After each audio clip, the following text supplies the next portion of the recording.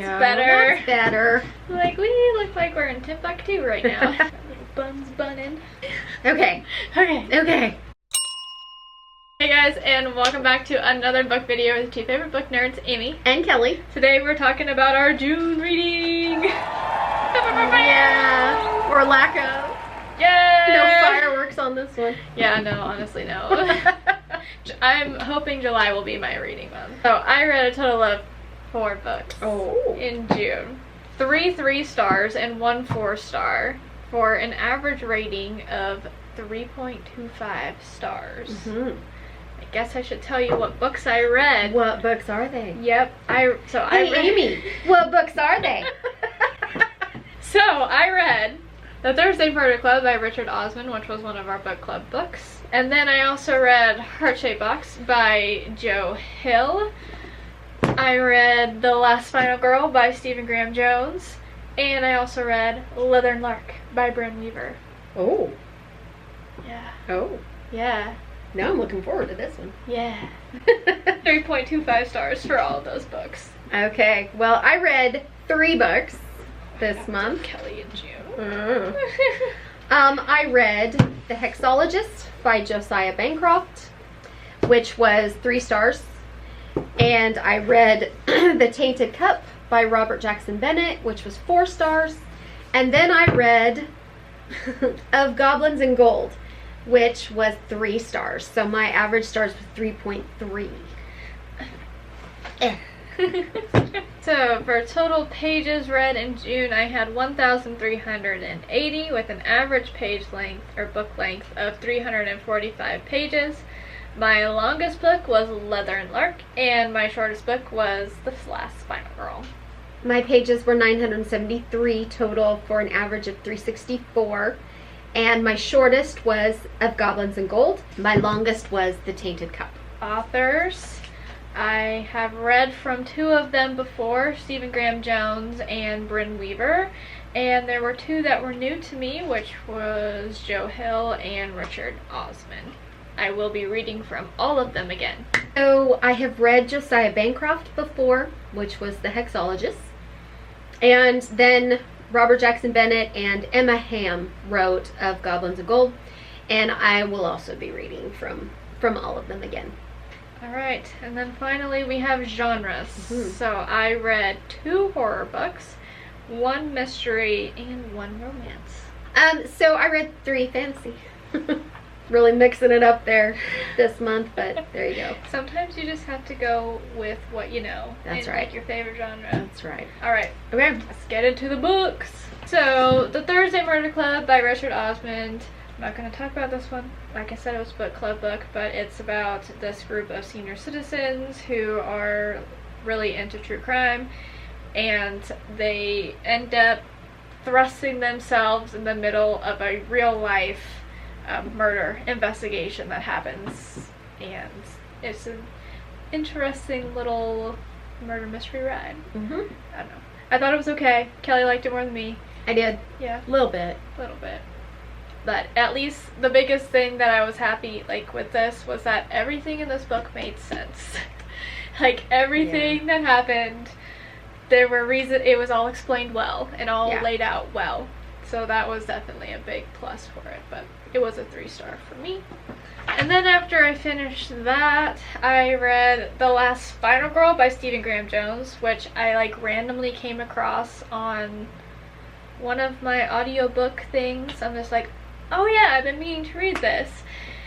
It's a novella, so it's shorter, and it's about this town that is terrorized by a serial killer known as Billie Jean, as in Michael Jackson. The serial killer wears a Michael Jackson mask, and there is this girl who ends up escaping Billie Jean and becomes a final girl, and apparently their high school is full of final girls, whatever. And since the entire homecoming court was taken out by Billie Jean, she was the only surviving member of that court. She decided that she was going to make a new homecoming court featuring the final girls of the school.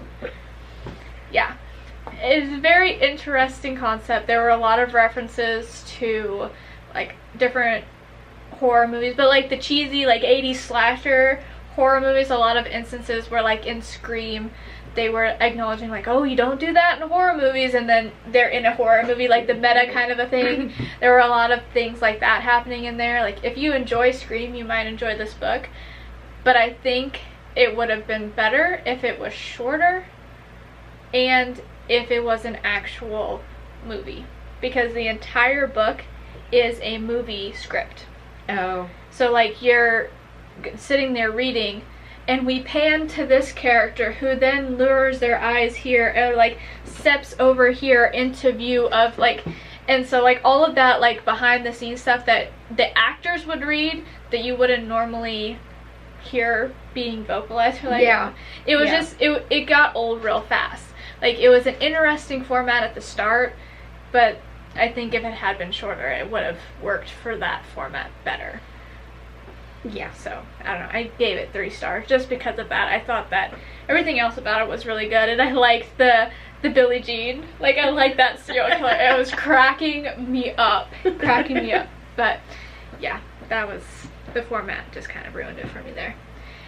And then I read Heart-Shaped Box by Joe Hill. Joe Hill is Stephen King's son, so I had some high expectations going in, especially because the lady at Barnes & Noble who was checking me out when I was buying this book, she was just like, oh, this book creeped me out. And I'm just like, that's exactly what I want for my horror books. Like, I'm excited, I'm pumped, whatever. This book's always on the list for like top horror books, and I didn't get it. I didn't get why it was creepy, because I didn't think that there was any part in this book that was actually like scary. Like I get why I could see how it could be like creepy, but not in like a I'm scared kind of a way. Just like a, oh, that's just odd kind of a way. You know, like it definitely was easy to see the influences of his dad in this book, because there were some things that were just like, okay, we're going there. But the book is about this rock star named Judas Coyne, and he's older. He's kind of out of the game. His entire band has fallen apart because they've all died, and so he's the only one left. And yeah, well, and he has become a huge collector of the macabre, like different, like creepy, scary things, like whatever, haunted objects and whatever. He's like obsessed with it, and he has a big collection. And one day his assistant gets an email for this suit, this man's suit which is supposedly like haunted. You buy the suit, you get a ghost with it. Twofer. Yeah, exactly. And so Judas is just like, yeah, dude, like, we're doing this, like, for sure. I need that. No price is too high. We're taking the suit. And so they buy it, and it turns out that there was a bit of a catch with the suit that he wasn't anticipating, and yeah, he definitely comes to regret his decision to buy the suit, as he then has to try and fight for his life and for the lives of people close to him and all of that stuff. But I do think it was very well done. I think it's this was his debut novel. He's written many more since then, but I think for a debut novel, it was very strong, especially for a horror book. Like I said, I didn't think it was scary, but it definitely had some creepy aspects to it, for sure.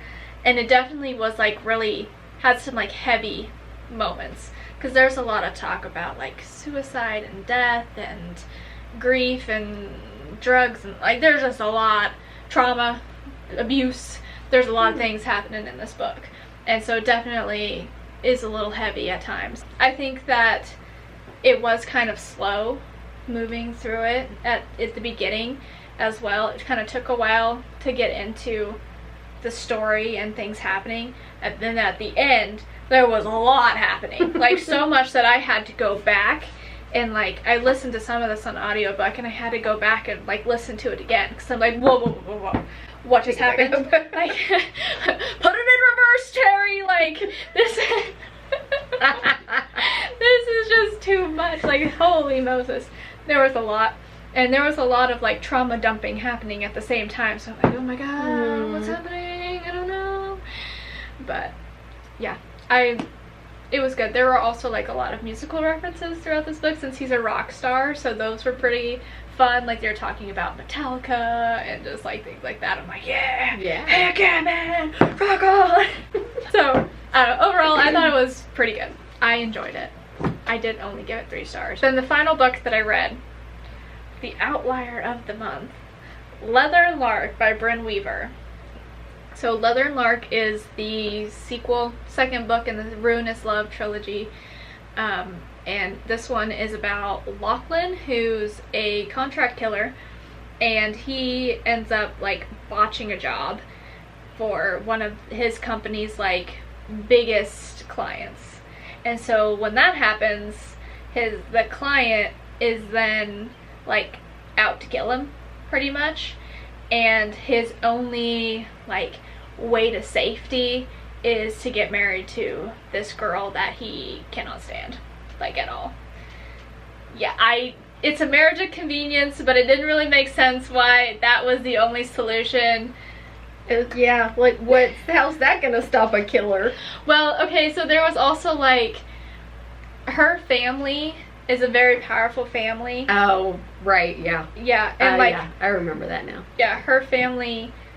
There were, like, other killings happening involving her family, like, people that they knew, and so they thought that someone was trying to come after the family, and they thought that maybe Lachlan was the one coming after the family. And so she brought it to him to be like, hey, let's make a deal. We get married, you'll be safe. I don't remember what she got out of the deal. There was something. I don't know what it was. Oh, because she didn't want to... She was trying to protect Sloane. Because Lark and Sloane are best friends. Right.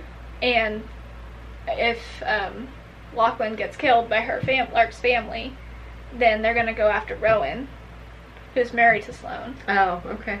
Yeah. So she's just trying to protect Rowan and Sloane. Kind of weak, but... Yeah. Kind of weak. And considering at the end of Butcher and Blackbird, Lachlan wasn't exactly hating Lark. No. Mm-hmm. No. But there's a reason why it's a weak reason why they hate each other. Like, I don't know. That was one thing that I didn't really understand, because I don't really think that it was hate so much. It was a very, like Heart and Mercy kind of a misunderstanding situation that then just, like, tainted their relationship. And that's why they were just like, oh, I can't stand you because you did something just so silly so many years ago. And, yeah. It's kind of that thing. But aside from that and some other things that I'll talk about, I like this book a lot. I gave it 4 stars. Yeah. Wow. I thought it was better than Butcher and Blackbird. Yeah. I did. I think that in this book, it does a better job of showing the progression of the relationship. Mm-hmm. That was, like, my biggest complaint in Butcher and Blackbird, is that they went from, barely talking to, oh my god, I can't live without you. Yeah. And we didn't see the in-between. Right. With this one, you had it from the start to the finish, like, from the hate to the love to all of that. And you got to watch as they grew to actually, like, truly love each other. And that was really nice, and it was cute. And I liked their little nicknames, like Duchess and Bargain Store Batman and, like, or whatever, Bargain Bin Batman. Gosh. It was funny. It was really good. And Lachlan ended up being, like, a sweetheart, like a grumpy teddy bear, which I liked. And there was a secret side to Lark that I don't remember if they introduced it in Butcher and Blackbird, but it definitely was very prominent in Leather and Lark. She's a lot more like Sloane than we thought she was. Oh. Yeah. Okay, well, maybe I'll read like, this one then. It's crazy. Because I remember the reason that I really didn't want to go on with this series, because I knew that this was Lark's book, and Lark came across as the manic pixie girl in Butcher and Blackbird, and I was like, I cannot deal. I cannot deal with that. She's not as bad. in Leather Okay. Mark. There's definitely, this shows a darker side Mm-hmm. to her. Well, there than I has had to be. expected. I mean, her best friend was a serial killer, and she knew it. Mm-hmm. Yeah, and it also tells us the story behind what happened at the school. Mm, okay. Like, why that was such a big deal to them. But I don't think that this book had as much humor as Butcher and Blackbird did. There were still, like, some good moments, like, with their nicknames and just their interactions, like Lachlan and Lark and all of that. And then when Rowan and Sloane would, like, interject in the conversations or come into the book every now and then, oh, that was hilarious. That Did had you do me the dying. audiobook? I this did. time? Okay. I did. And I think that that really, honestly, might have aided a lot to my 4-star rating. Yeah. Because the audiobook was beautiful. I did the audiobook of Butcher and Blackbird, which I would hands down recommend. Yeah. I still haven't listened to that one. I need to, because Rowan's voice, I hear, is Mm-hmm. It better than Lachlan's voice. And if it's better than Lachlan's voice, Mm. Yeah, it was pretty good. It really was, yeah. yeah. But I don't know. I also didn't give it a higher rating for the fact that I didn't like the villain. Thought the motives were weak, and I just didn't think that it was. I didn't think it was well done, so I didn't like that. I didn't like the spice, but that's just a personal preference. I don't read spice anymore. I can't do it. It just disgusts me. So, just the thought of there being a man anywhere doing any of that, no.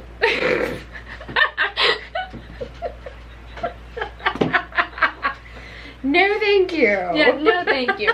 So I skipped all the spicy scenes, and that means that I also didn't read the epilogue of this book. So I know y'all loved it. If you read the book, you read the epilogue, you know what I'm talking about. I skipped it because I was warned. So, there you go. There you go. But yeah, I did really also like Aunt Ethel in this book. She was hilarious. She was dope. She was crazy, and everyone, like, she was legit losing her mind. But she still knew what was up, and it was like, it was amazing. She was so good. And like the scene, oh yeah.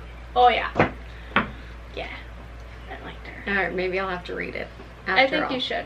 At least do the audiobook, if nothing else, Yeah. because Lachlan's voice alone will help carry you through. Well, yeah. And like I had said about Butcher and Blackbird, it wasn't just a narrator reading the book. It was 2 voice actors that it just made it. It really did. So, it was good. Okay, so my turn. The first one I will talk about is Of Goblins and Gold by Emma Hamm.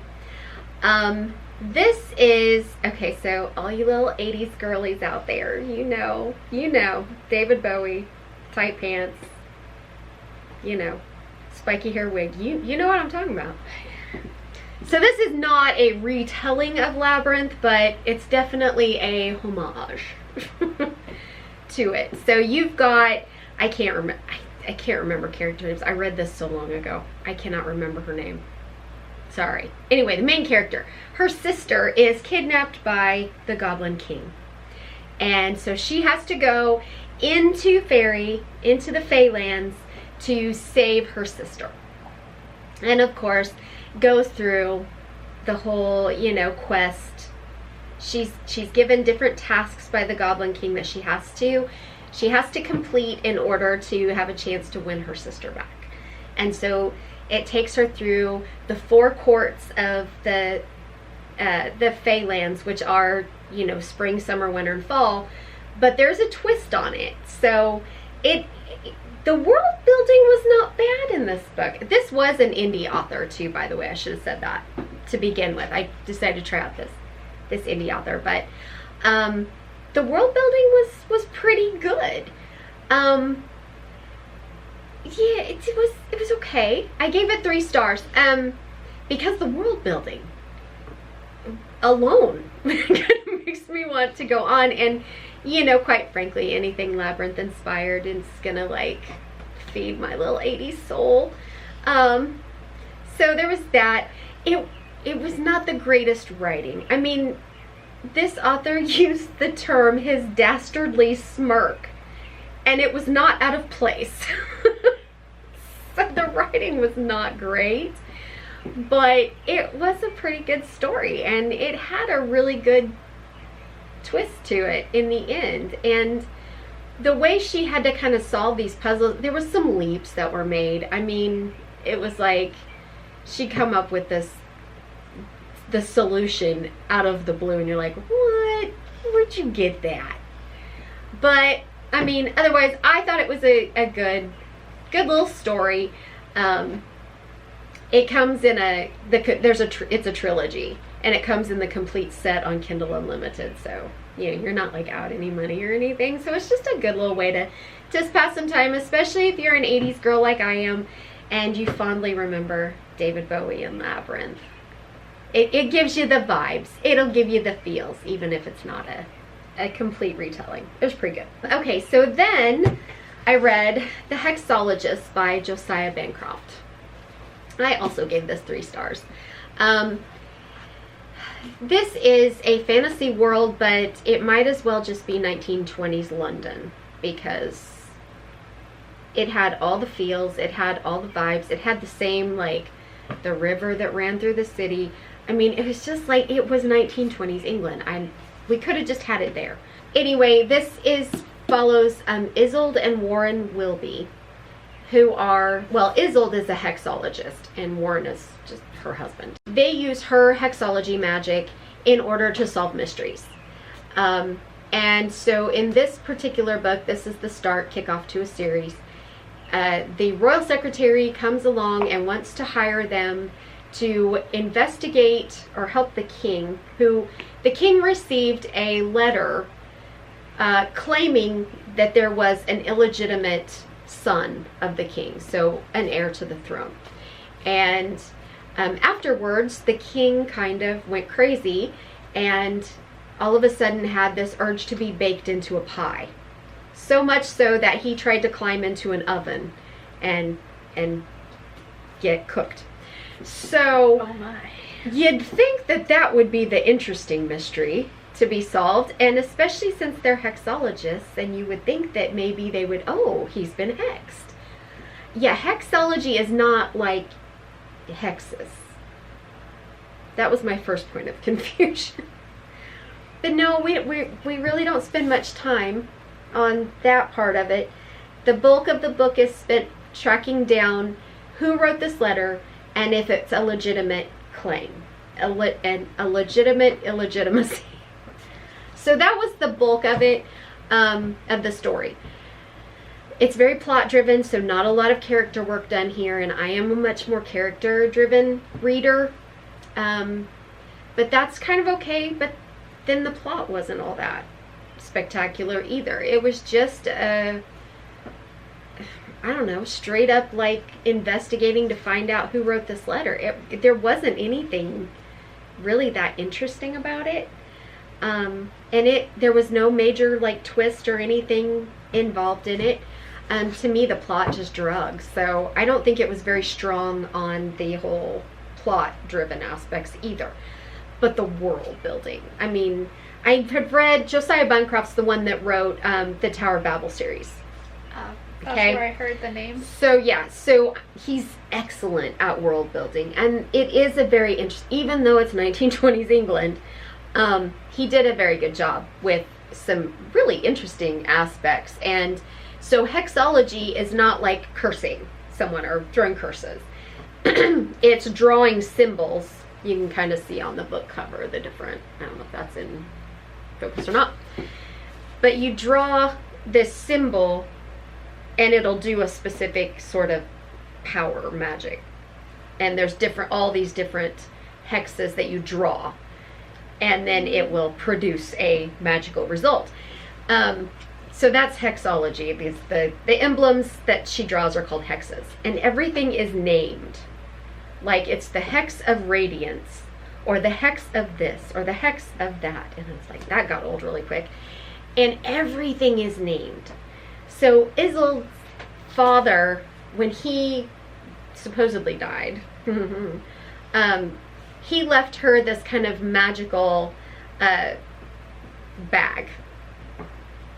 There's a punny name that goes with it. It's so silly. But anyway, it's like this portal into almost another dimension. So, and she actually at one point jumps into the bag, and it's like this huge storage space. And so you can get things, and her father put all these magical items that he collected into the space. So you can get things out by just putting your hand in there and thinking about what you want, and it will come to your hand. That's cool. Okay? But there's also a dragon that lives in the bag. Oh. So, anyway, whenever they pull something out, it's named. Like the sword of such and such, or the light of such and... Everything has a name. But anyway, other than that, there was just some really neat aspects to this world and some kind of cool things that her magic could do. The whole magic system of the world, though, is a little iffy, because there's different schools of magic. Like there's alchemy, there was necromancy, hexology, and wizardry. And it seems like all the schools of magic can do the same thing. It's just how they go about doing it that's different, I think. It wasn't really well drawn out. And then there was some lore about how it stems from the buried god or something like that. I don't know. It didn't really mention it like once and then didn't get into it. But the world in general was pretty good. I don't know. Isolde and Warren, I don't know. There just wasn't a lot of character work done. This is a gender flipping sort of thing. So they're married. They're a married couple, but like Warren is the emotional one, the caretaker. He does all the cooking. And Isolde is the one that takes charge and makes makes decisions. She's the one with the magic. Right, okay, so at first I thought, oh, okay, so this is kind of a gender neutral kind of world. No, it's not. Their relationship was unusual for the world, but yet there was nothing said about it. You know, it wasn't like they got hassled for it, or Warren got, you know, bullied or in any way because of it, or unrealistic. No, it just was. It just was. So it kind of left you feeling like, well, what's the point? I mean, not that it needs to be a point, I guess, but I mean, I just kind of figured, okay, well, in this world, it's just an either or, like there really are no gender roles kind of thing, but no, it wasn't. And in the end, he did kind of take it a step too far, to the point where it was like, oh, okay, now this is just silly. So there was that. But other than that, you really just didn't get to know them very well. And their relationship was kind of meh. I mean, I don't know. It just wasn't... I don't know. I just didn't... I didn't get a really good sense of it, for one thing. Like, the bulk of it was just spent describing them doing things, but it really didn't give you much insight into them as people. You know, other than the roles they supposedly have. I don't know. There was a lot alluded to the fact that Isolde was doing a bunch of this stuff because it was a child, supposedly this illegitimate child of the king, and with her father missing, that it was a daddy issue sort of thing. But then that never really developed in any way. Yeah. So, I don't know. So I gave it a 3, mainly for the world building and the magic system that I think is going to be really cool. And so I might read the next book if it sounds good. Maybe, just to see if the world goes anywhere new, because really the investigation was pretty mundane. There wasn't anything... I mean, if you took the magic stuff out of it, it just wasn't... The actual mystery was not that mysterious. So, anyway. That was that one. And then lastly, I had The Tainted Cup by Robert Jackson Bennett, which I gave 4 stars to. This is the Sherlock Holmes and Dr. Watson style murder mystery in a fantasy world. So in this empire, there's like rings. They call them ring walls. And so it's a country by the sea, by the ocean. So the empire, or the seat of the empire, is the farthest away from the ocean.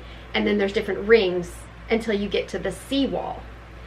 And the reason for that is because every wet season, the Leviathans rise from the deep and they try and make it onto land so that they can go rampaging and kill everything in sight, right? Okay. Dang, Leviathans. So the whole empire is structured on defense against these Leviathans.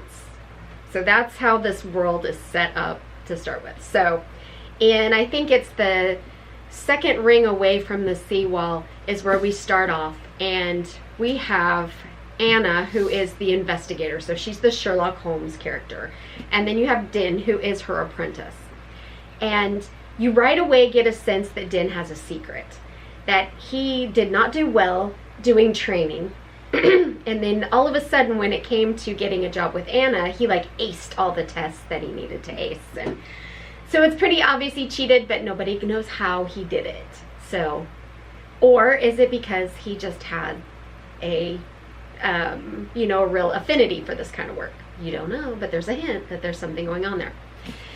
But Anna, as the Sherlock Holmes character, is like spot on. She's very eccentric. I would say even more eccentric than your Sherlock Holmes. But she generally refuses to leave her apartments, her house. And so she sends Din out to all the crime scenes to gather information, because in this world you can have physical alterations done that will enhance or give you certain abilities. And Din's enhancement is that his brain has been altered so that whatever he sees or hears or feels, anything that he encounters, he remembers.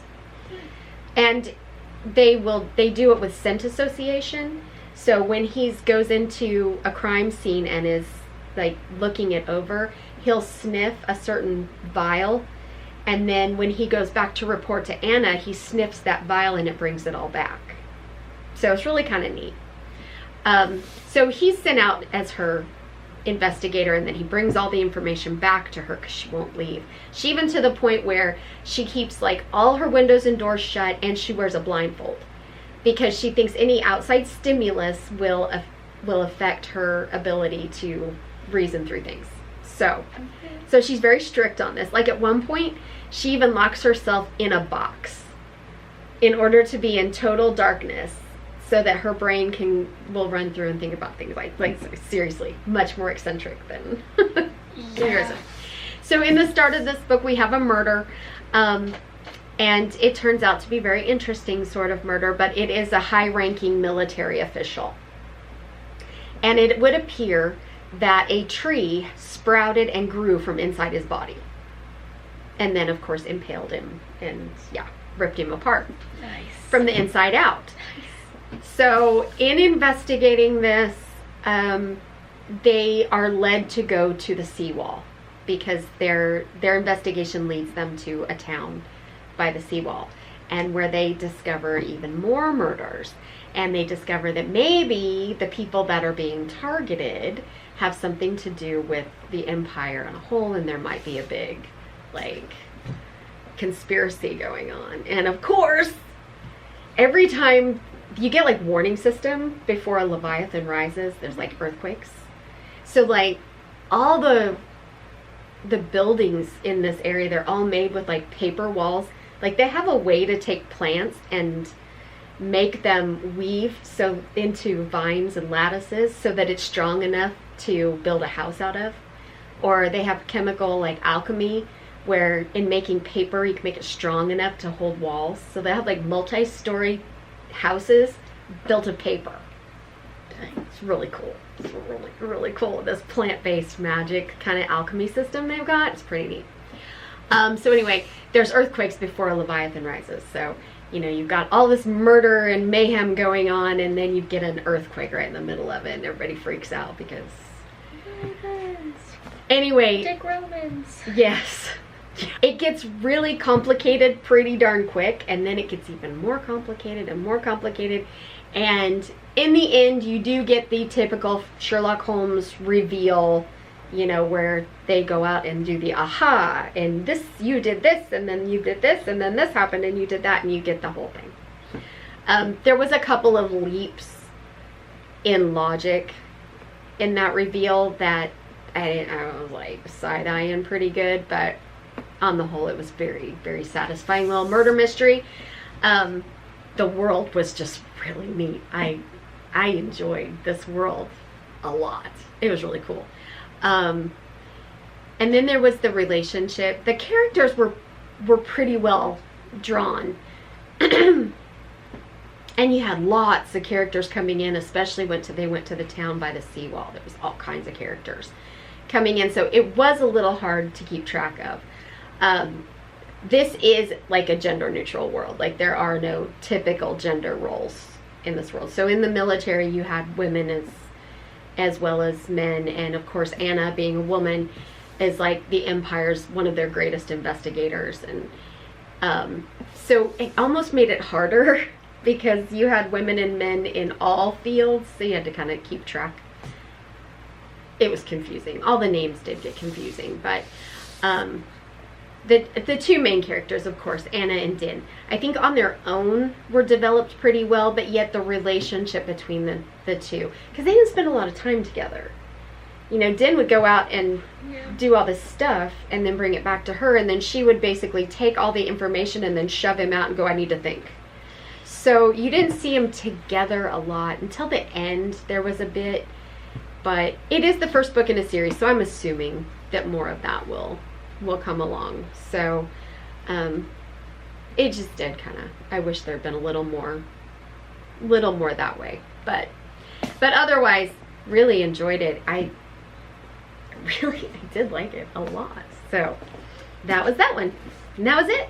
Yay. Yay. There we are. There it was. Our June reads. Yes.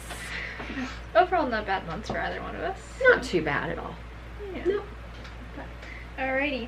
Well, if you guys enjoyed watching this video, please be sure to give it a thumbs up. And if you're already subscribed, go on down below the video and hit that little red subscribe button. Join the Everyday Adventurer family so you can see our beautiful faces, new book videos every Sunday. Also, be sure to go and join channel memberships for additional content. Go follow us on Instagram and TikTok for additional content as well.